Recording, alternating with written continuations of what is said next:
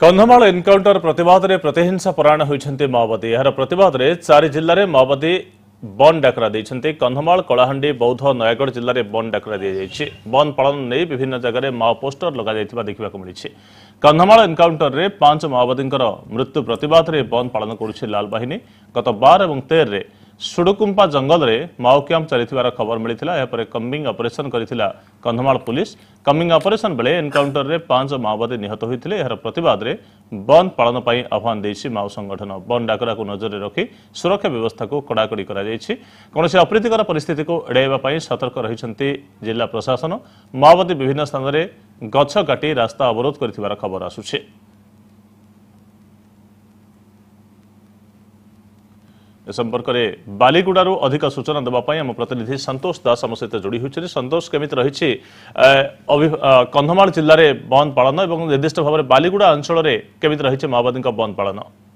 देखो संग्राम कंधमाल पुलिस को गोटे पर गोटे सफलता मिलूची एवं गत 2 मास तले केकेबीएन डिविजन जड़े महिला केडर माओवादी को हत्या करथिले एवं गत सप्ताह फुलबाणी निकटस्थ सुड्रुकुंपा जंगल में 5 केडर माओवादी को हत्या करथिले। यापर माओवादी संगठन एबे तार प्रतिक्रिया प्रकाश करिछि एवं किछि दिन तले कोटगड़ अंचल में राज्य सरकार एवं केंद्र सरकार को समालोचना कर गछ काटी पोस्टर मारिथिले एवं गतकाली बालीगुड़ा निकट में पोस्टर मारिछंती एवं 24 घंटे बंद डाकरा देइछंती।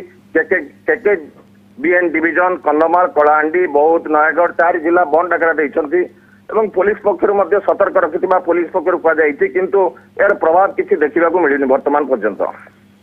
तो सुरक्षा बंदोबस्त केमी देखुछंती माओवादी बंद पालन और संभाव्य हिंसा को नजर रखी?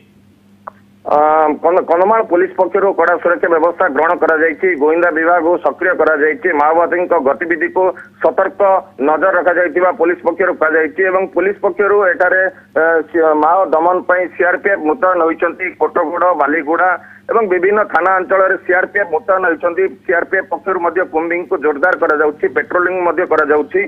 कंधमाल पुलिस कहूँ एवं किछि दिन तले डीजी मध्य आसीथिले कंधमाल गस्तरे एवं माओ समस्या उपरे समीक्षा करथिले एवं राज्यर टॉप कैडर ऑफिसर मध्य एठाको आसीथिले एवं केके बीएन डिविजन जो नूतन भाव में गढ़ी उठिछि ताकू किभଳି निपात करिबो से नै पुलिस विभिन्न रणनीति प्रस्तुत करुछि एवं सेठरे मध्य सफल होउछि जा फरे केकेबीएन डिविजन पक्षर एभली प्रतिक्रिया प्रकाश पाई।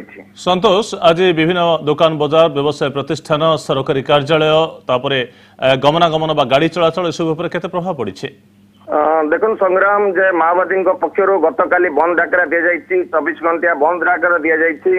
बालीगुड़ा लंडा गाँ जो रास्ता कह जाउछि पोखरी बंद निकट में गछ काटी रास्ता अवरोध करा जाइछि।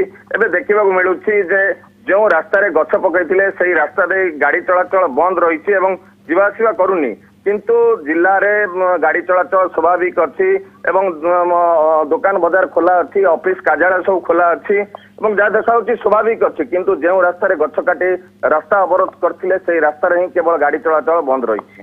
धन्यवाद संतोष, बहुत बहुत धन्यवाद सूचना पाए।